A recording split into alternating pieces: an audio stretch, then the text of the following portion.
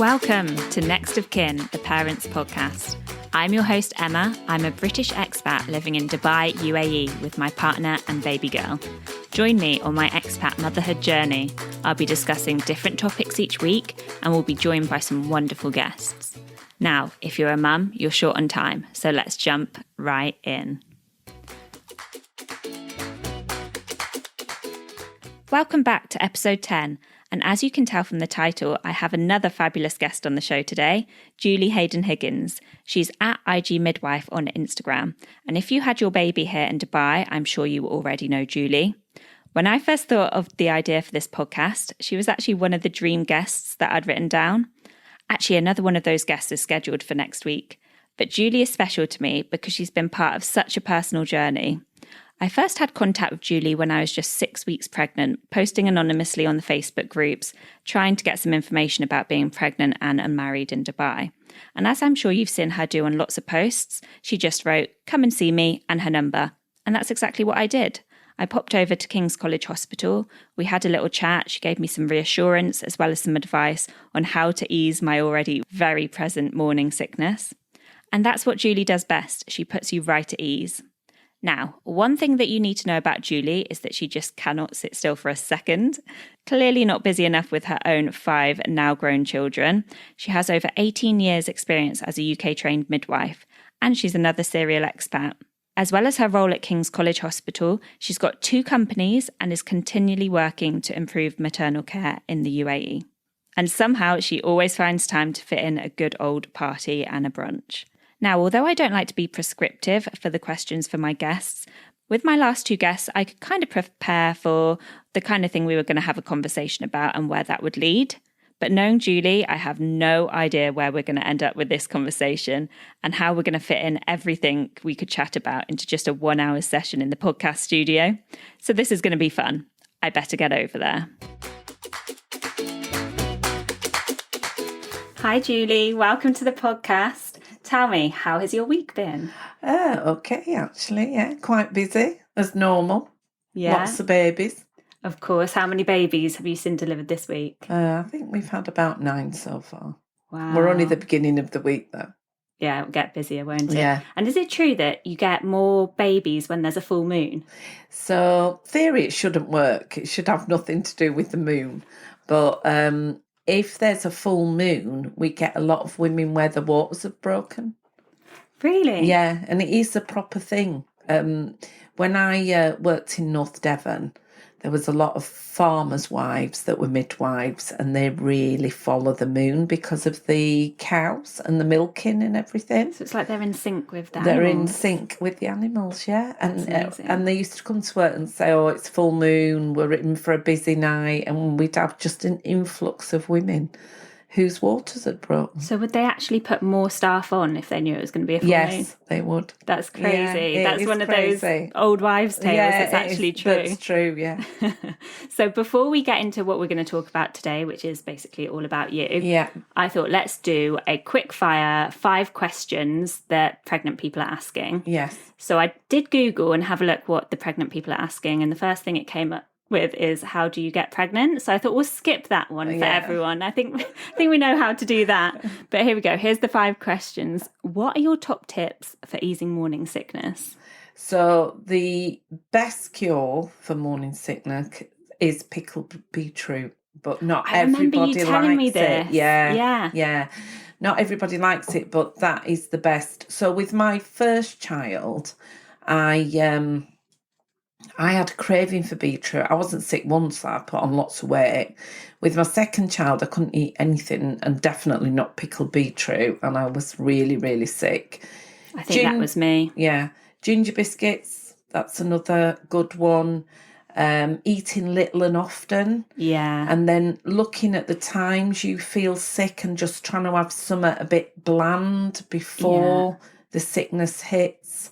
It normally goes after the first trimester, and you can't do anything about it if it's because you just can't cope with the hormone surge. Yeah.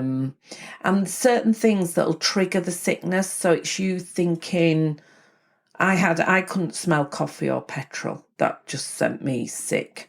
So I would stay away from things like that. Yeah. That would make me feel sick. You've got to learn your triggers then, I guess. Yeah. Okay, number 2. Does it matter how much weight you put on in pregnancy and what's normal?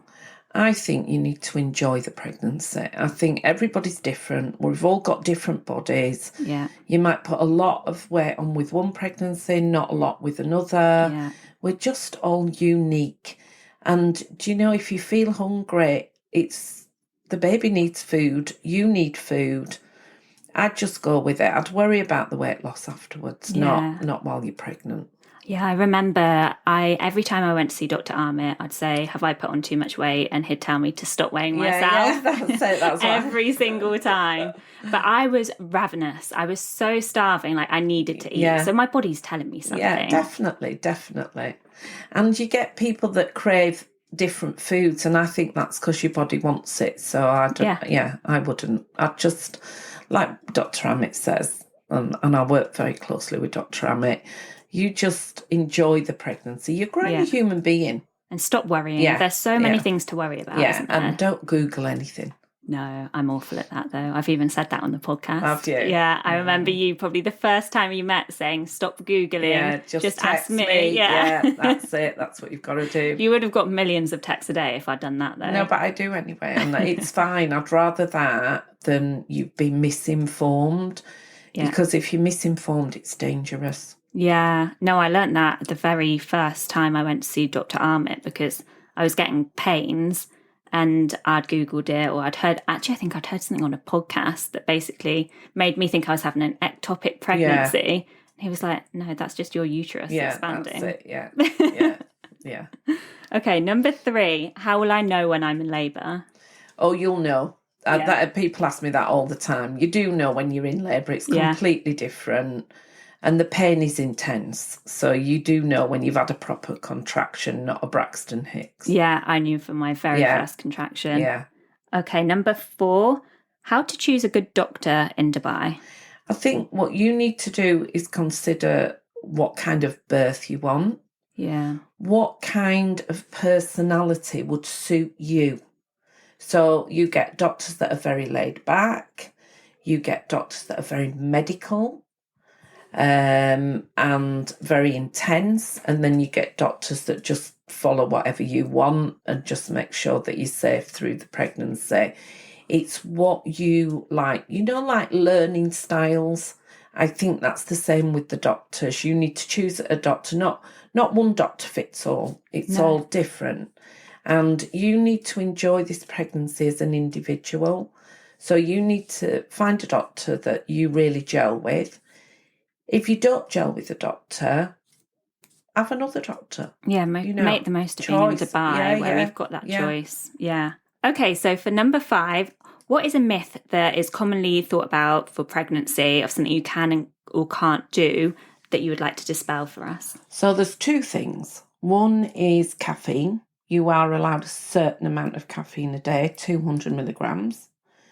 And the second one is about dyeing your hair. So I always see this on the groups, actually, people asking about dyeing your hair. So there is now, we've come on a lot with hair dye. So there is hair dye out there that's fine for pregnant women. And also if you speak to a hairdresser, they will recommend a certain hair dye. The only thing I would say, even if you were dyeing your hair before and you didn't have an allergic reaction to it, you do need to do the test because things change when you're pregnant and things you weren't allergic to before, you might be allergic to this time. I remember my hairdresser, I told her that I was pregnant and she said, oh, I'm so glad you told me that actually, because the way that your hair reacts to the dye now is going to be really different. So it might not take the same time to process. So if she didn't know that, it could have ended up going a completely different colour. And with anything you do, tell the people you're pregnant, especially early on when you don't look pregnant. Just say, am I all right to have this? I'm pregnant. Yeah. You can take paracetamol in pregnancy. I do get a lot of people ask me about that, but you just take the recommended dose. you'll find a lot of drugs on the back will say you can't take them when you're pregnant or breastfeeding. You always have to check with your obstetrician, because they say that because they haven't tested them on pregnancy or breastfeeding women. But there is some drugs out there that are okay when you're pregnant and breastfeeding. So just go through when you see your obstetrician for the first time, if you're on any medication, just go through the medication with them, so they can tell you whether you can carry on taking it, or you should reduce the dose, or it's fine. So, Julie, let's go right back to the start, because you've got a really interesting story. You were just telling me that you didn't train to be a midwife till you were in your 40s. Yes. So what made you train? Oh, I think my pregnancies journey.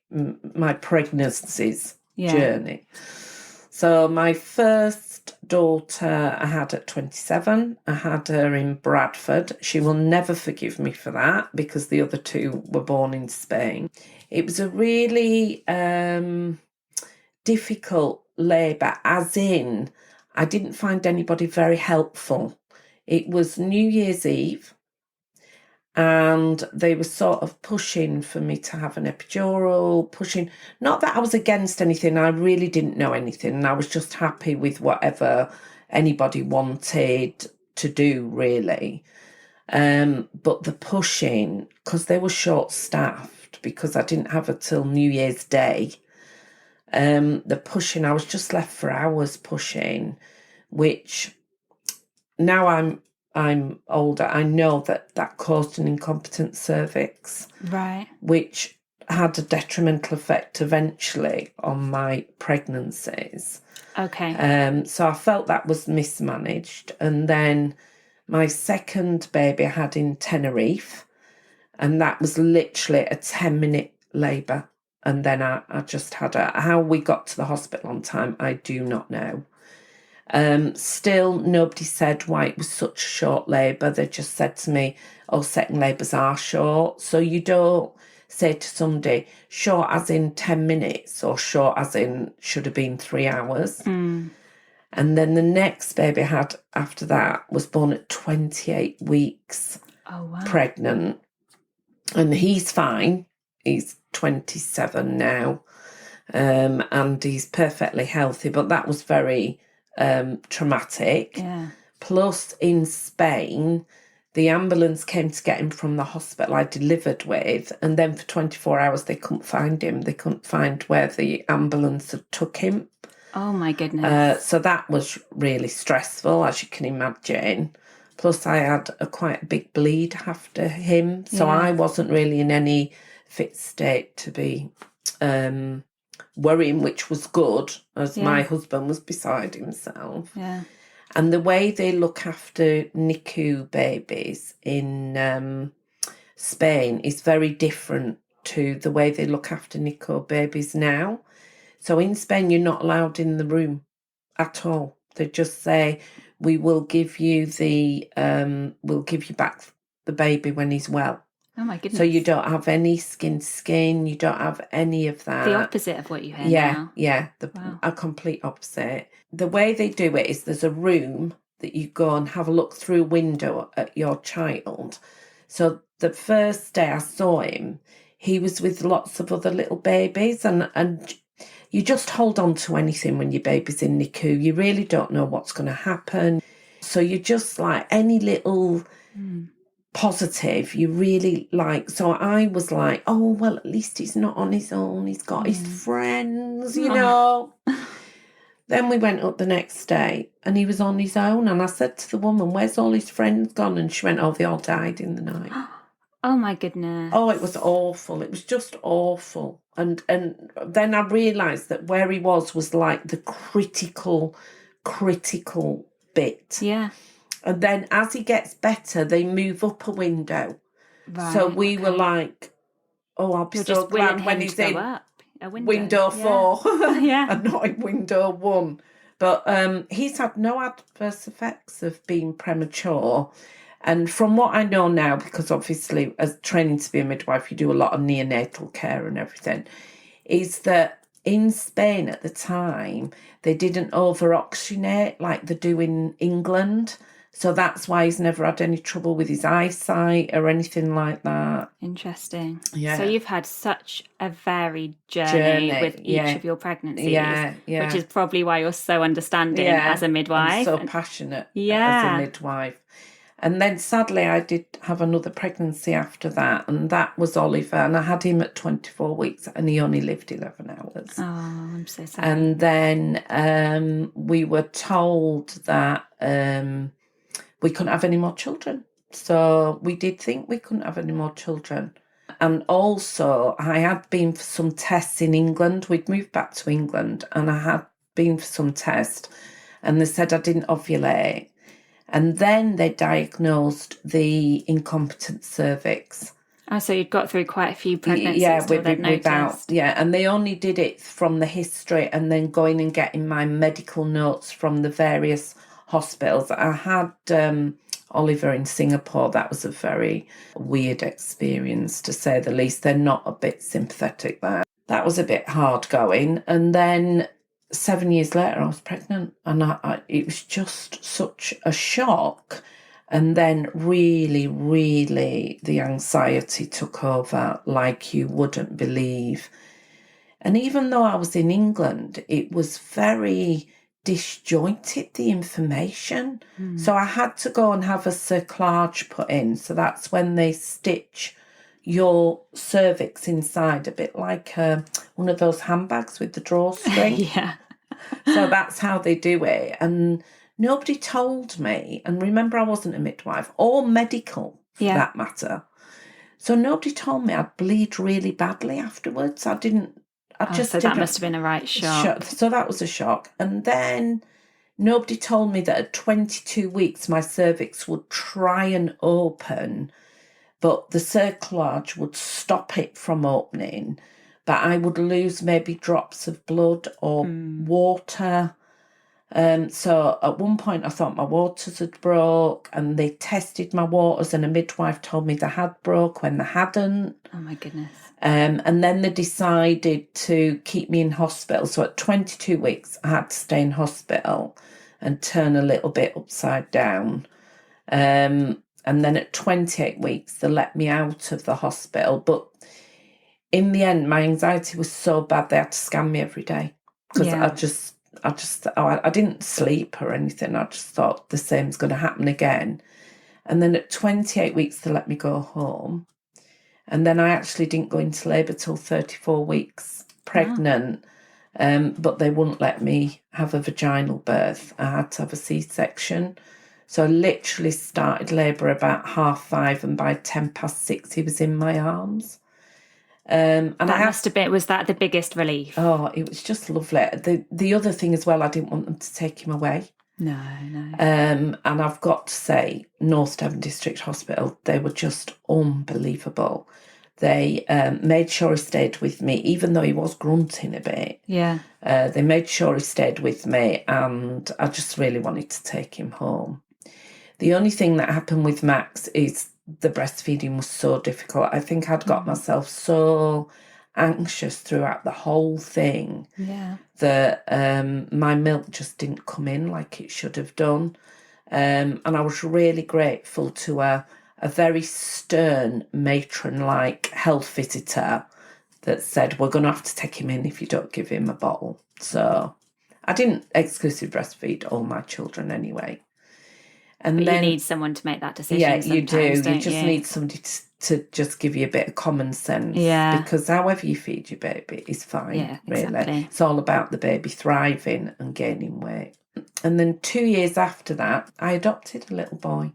I always say I've had 5 and I've got 5. Yeah. Yeah. I never feel like that Henry is any different to any of my others. And I did take medication so that I could breastfeed him. Yeah, you told me about this before. Yeah. That's really interesting that you could do that. Yeah, I mean, he was really, really hungry all the time. So I couldn't exclusively breastfeed him. I just couldn't produce enough. But it worked, and that was it. And he got breast milk mainly at night. Yeah. But it just worked. And he's turned into a fabulous human being. They're all, you wouldn't think there were any difference between any of them, actually. They're all the same confident, the same well-balanced human beings. And so then is that when you decided to train? What were you doing before, by the way? Oh, right. So I was in sales and marketing for years. Okay, so a real change. Yeah, real change. And then when I had the kids, because obviously they were all quite young, I wanted to get a little part-time job. Yeah. So I went for an interview at Sure Start. I don't know if you've heard of those in England. Them, yeah. It was a government scheme at the time. So I went there for an interview, and it was to be a maternity care assistant, actually. So I would just deal with the pregnant ladies, and also teenage groups where people had got pregnant really young. Right. And teach them about parenting. And is this why you enjoy running the classes now? Yes, I love it. Yeah. So because that's my background, really. I mean,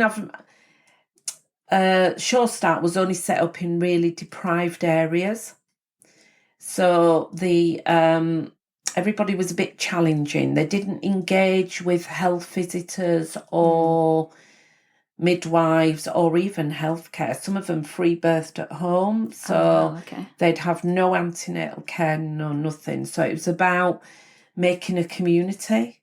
And even though I know in Dubai it's very affluent, but the thing is here, I think people are deprived of a community. It can be very isolating and lonely. You don't have that village, do you, that you've got at home for the support. It's very true. So that's what I'm trying to bring to Dubai. I'm trying to bring it in a different way, obviously, because it's different a thing. There's some funny stories about Sure Start, though. I decided to do a cooking class. I thought that would really... that's a good idea. Bring the women together and everything. So the first lesson was a beef casserole, and then I realised they didn't even know how to cut up vegetables or what vegetables were.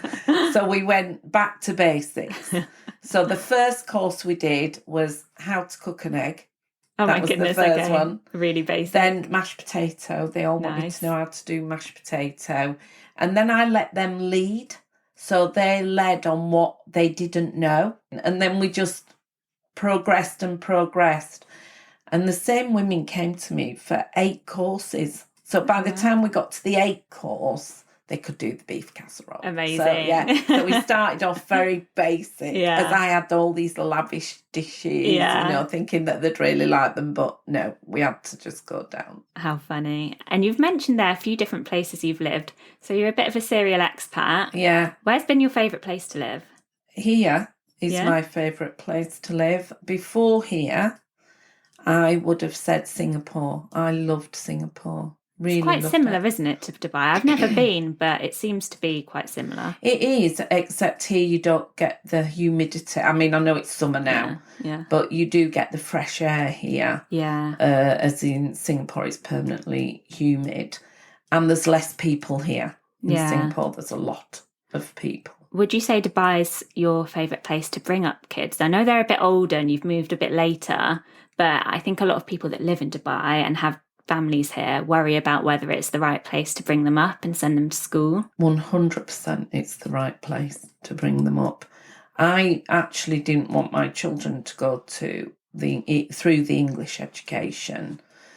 So they all went to different schools. At one point, 2 of my children could speak Spanish, Mandarin and English. Amazing. So they all went to the school that the country we were in, because I thought it was a good idea for them to be multilingual.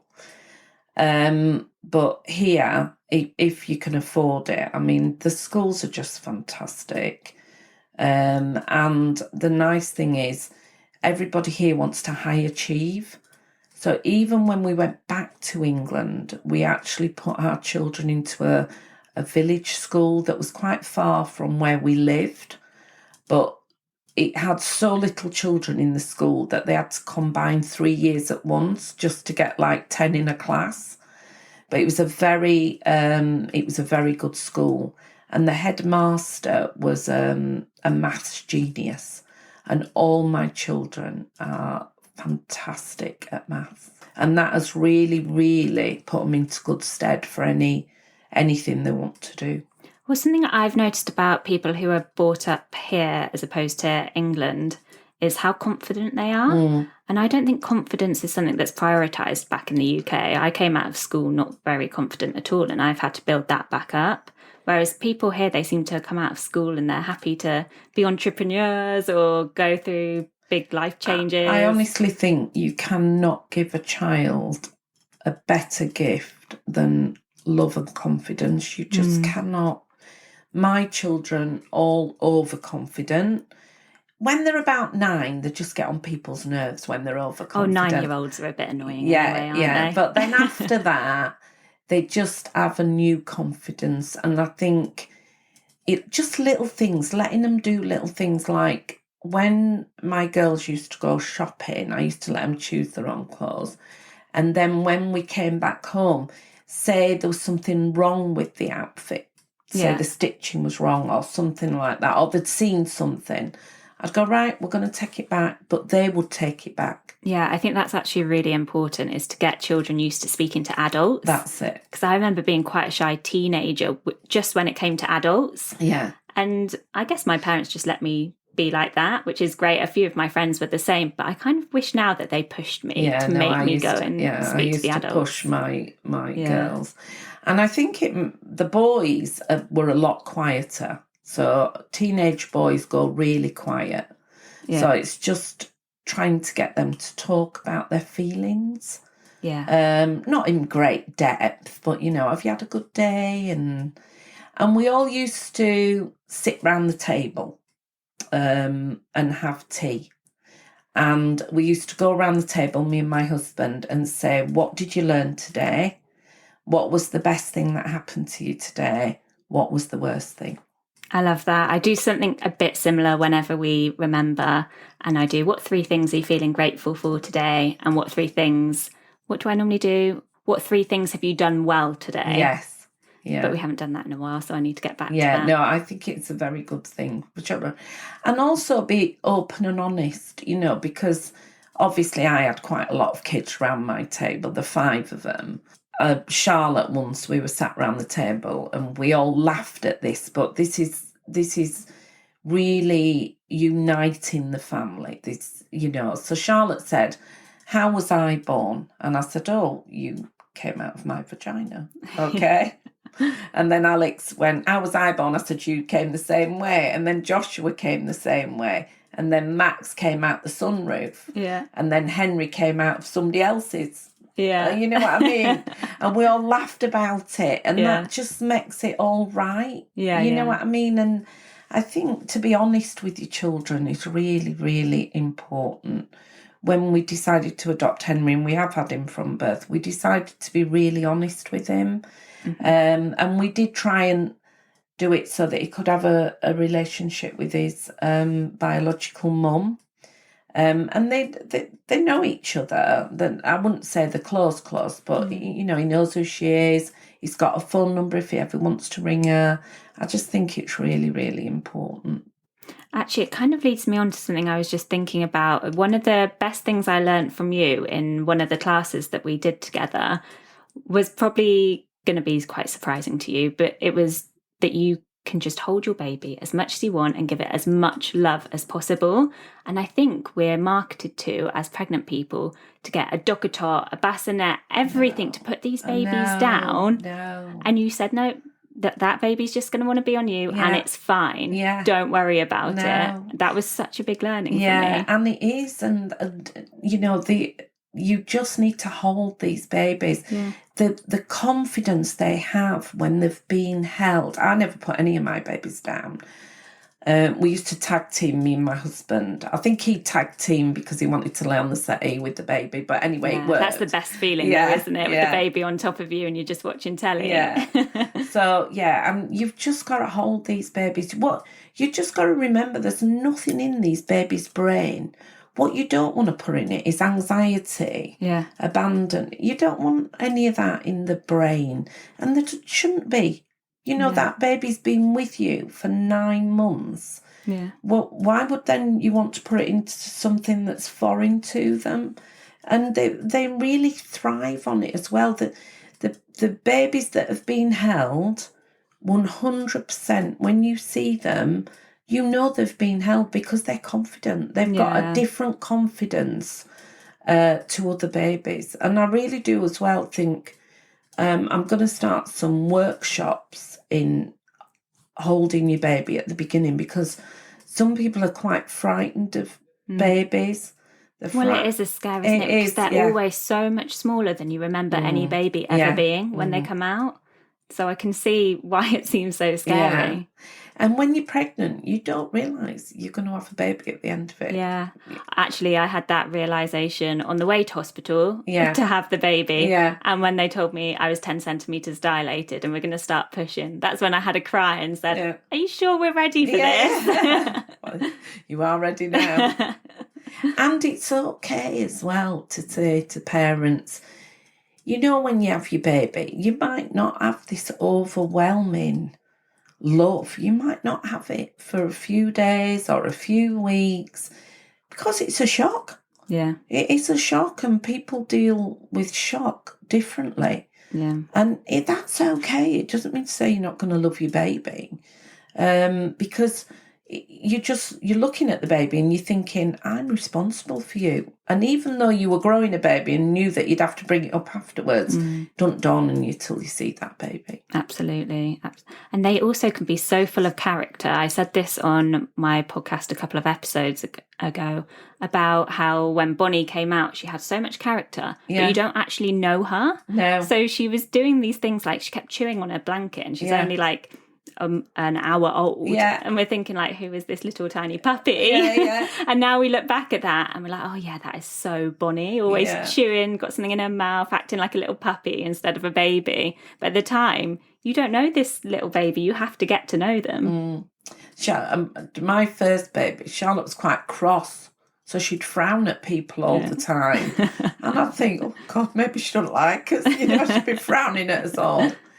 As Alex was the most happiest baby you've ever met in your life. She was just so happy all the time. It was different. With the two girls, they were so different as babies. And Charlotte just took charge, and Alex was just happy to do anything Charlotte said. Yeah. She even let her cut her hair once. Oh my goodness. Oh no, it was a disaster. Does sound like it. Well, with all your experience midwifing, have you midwifed here and the UK, any other countries? No, just here in the UK. What are the differences that you find then as being a midwife, but also for the mums giving birth here compared to the UK? I think the mums get a lot more support from the medical staff here. Yeah. Because they've got a doctor and a midwife. Yeah. And I also think that in the UK, it's money restricted. I think it's safer to give birth here. Definitely 100% safer.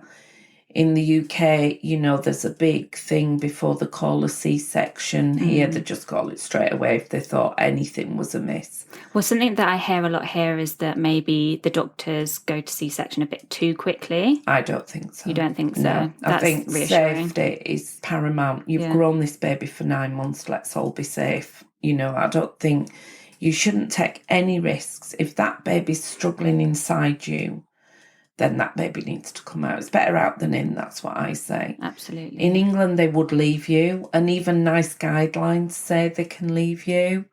But you'd never see anything improving. If it's not improved after 30 minutes, very rarely is the trace going to improve.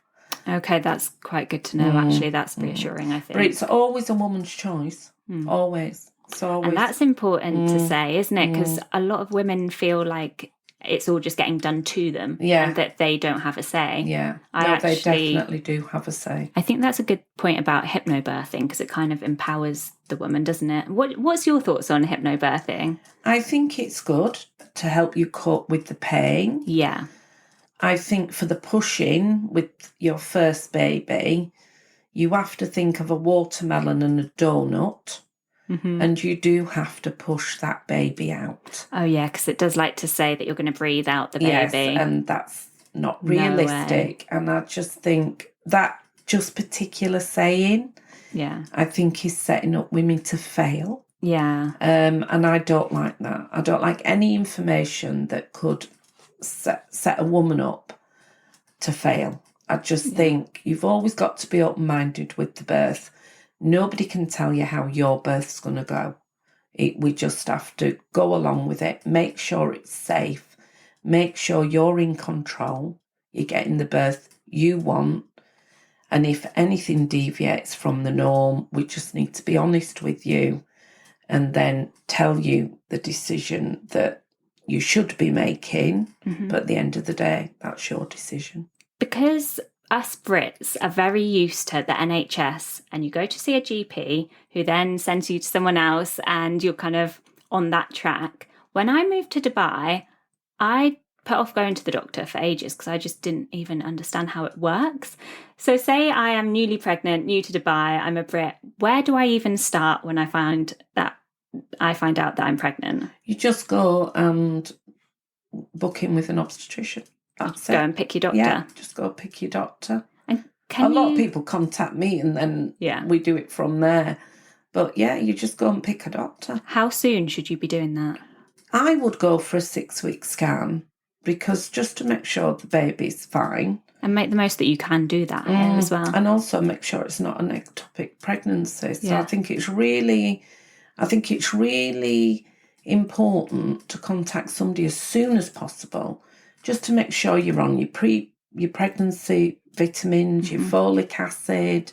Are there any particular pregnancy vitamins that we should be taking? It's the folic acid, right? Any Pregnacare, any one of those for newly pregnant, it's got everything in for you.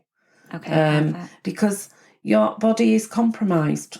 You know, you've got a human being that you're keeping alive. So you do need to keep up with your vitamins. It's really important. Also, somebody needs to take your history because you might have to be on aspirin or something else. You know, we need to know your history. Yeah. Now, Julie, not only are you a midwife, but you have 2 companies. Tell us about them. So I've got Women and Families Wellbeing. That was set up as a health visiting company. It is actually branching out to other things because we just do what it's for women. We just want to support women. Before we go on, actually, I have a bone to pick with you on 2 things. So firstly, the walking epidurals, they came into play a few months after I gave birth. Yeah. So I have that bone to pick with you because I really wanted a walking epidural. And that's just an example of something that Julie's brought over to the UAE. And the other thing is that you set up this company, I think, a couple of months after I really wanted something like that. So I did get the midwife packages coming to visit me at home. But I think it's so important. I can't believe we don't really have that here. Yeah, no, you don't. It should be the norm like we have back in the UK. Yeah. So we normally visit couples once a month. Yeah. It's only 199 dirhams a month and you get a visit a month. And we normally start after the baby's a month old. And then we just make sure they're reaching the milestones. We're trying to stop the flat head. So what causes flat head? It's just because it's heavy and so years ago you always laid babies on the tummy, but that's unsafe now. So now they lay them on the head, and then like you said, the dotter cot, the car seat, they're always on the head. Being told to put them down. Yeah. So this is why we really, really do encourage tubby time. Mm-hmm. Also, if you see that your baby prefers one side, once they're asleep, you need to turn them on the other side. So I was speaking to a couple that came on my webinar, and their baby had to go to NICU, and he was in charge of their head because in NICU they're always turning the babies, and their baby had a perfectly shaped head, and he was saying how invaluable that lessons that he had in NICU. But if he hadn't gone to NICU, he would have not had them lessons. No, he wouldn't have known at all. So we go and visit them for the first monthly visit, And sometimes you can see then that the baby prefers a hair. So it's just telling them, that's all. Yeah. Same with tummy time. I went round to a house the other day and they were trying to do tummy time with the baby. But actually the baby had nothing to look at. And they were saying she'll only do tummy time for a few minutes. So we put a mirror in front of her. And then she was quite happy doing tummy time. See, it's those little tricks that just make a difference. And that's the kind of tricks that you pick up from your mum or from your family, from your village, that we don't have here. Yeah. That's why we need these sort of services. Definitely, 100%. And what's your new company that you're launching? The new company I'm launching is British Care. So it's quite a high-end company in contrast to women and families. Yeah. And it'll be like a midwife concierge service. So you will be allocated your own midwife throughout your pregnancy and she'll be there at the birth. That would be really nice to have, definitely. Yeah. And how do people contact you for either of those services? Just ring me or contact me through the IG Midwife. Okay, I'll put all the details below in the podcast description. Okay, so Julie, at this stage in the podcast, I like to close with a mum lemma and a recommendation. Obviously, we've gone through 5 mum lemmas already at the start of this podcast, but do you have a top tip or a recommendation for our listeners? So take your rings off when you're pregnant as soon as you see any sign of swelling. Okay. We do get quite a lot of mums that have to have their rings cut off because they notice the swelling. And then all of a sudden, one day, it'll be a lot more swelling than the other days. Okay. So they might be able to get the rings off when it's just a little bit of swelling. Yeah. But you never know when it's going to... You might just wake up and not be able to get it off. And that's quite anxious because, one, you don't want to cut your rings off because your wedding ring and your engagement ring. And the other thing is... actually trying to get them off is just so frustrating and they don't come off. That's the bottom line of it once the swelling starts. So really to put those rings away early on in your pregnancy. Think about the time of year as well. So here now it's really, really hot, so the swelling will increase. But we do have a lot of mums where we have to cut the rings off. Actually, I have another tip that I'll give now as well, because it's something that you taught me, is when Bonnie didn't want to go down in her cot, because obviously she didn't want to be put down, but you said to put like the U-shaped towel under the sheet. Yes. Obviously not coming up past their head or anything like that, but to sort of dock them in, like a docker top, but a lot cheaper and and safe for them to sleep like that. So I thought that was a really good tip that I got from you. Yeah, because you've got to remember when a baby's inside you, it can touch the sides. Yeah. So then you try and put it in one of those big cots where it can't. They're just rolling around, aren't they? Well, they just think, where am I? There's no sides. Yeah. Remember, they've had sides for 9 months. Yeah. They've had something to touch and they're very wrapped up inside you. So, I always think, because you see them doing this jerky thing as well, I just think they think they're falling. Yeah. And I just think that must be so frightening. Yeah. Oh, I think that's really sad. But that's what I love about you, Julie, is that you've got all these tips and tricks, and it's not just from being a midwife, it's your experience as a mum, isn't it? Well, the thing was, I think it's helped that I was a midwife after I was a mum. Yeah. I mean, sometimes when I was at the lectures, I used to think, my poor children, because obviously I didn't know how to do things. And I really had to teach myself. I don't have a mum. My mum died when I was 6. Oh, I didn't know So that. I had no guidance whatsoever. Yeah. So I think that really helped. I mean, I had a really lovely auntie, my mum's sister, and we're very close. But she'd only had 1 child. Yeah, so we just sort of muddled through, really. And plus, when Charlotte was, we actually went home to have her. But when she was 18 days old, we flew back to Tenerife. That's another question I get asked a lot about flying. Yeah.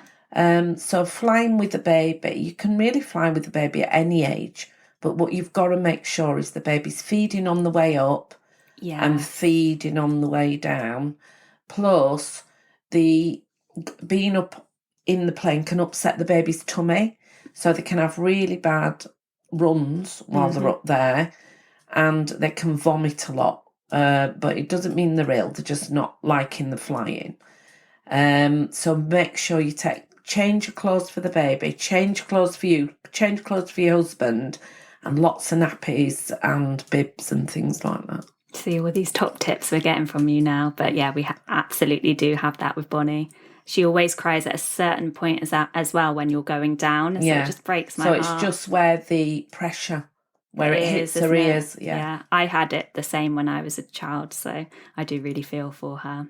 Well, one thing I said about you in the intro to this podcast was that you are a yes person. You're always busy. You're always doing something. And you just like to live life to the fullest and go and party. What makes you that way? I used to be a dancer years ago. So I was a night owl, and then I think the lack of sleep with 5 kids. And my husband died 7 years ago, and he died suddenly, or literally in a day. You just have to live life. And I also want my children to see me living life. I don't want them to think, oh, my mum, I don't want them to think like that. And I think because they see me living my life, they know they can come to me with anything. I mean, I do love a brunch, I've got to say. I do love a brunch. I know, I see this on Instagram. You know how to party. Oh, I just love it. I just love the weekends, you know.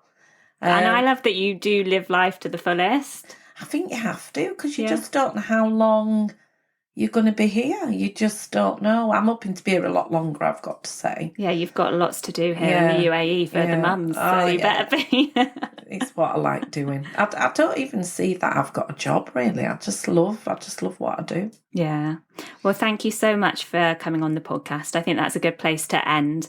If you want to contact Julie, she's at IG Midwife on Instagram, and that's probably the best way to find you. Yeah, definitely. Perfect. Thank you so much, Julie, for coming on. And for everyone else, please do follow along, and you can follow me on Instagram at nextofkin.ae. Have a lovely week. Thank you.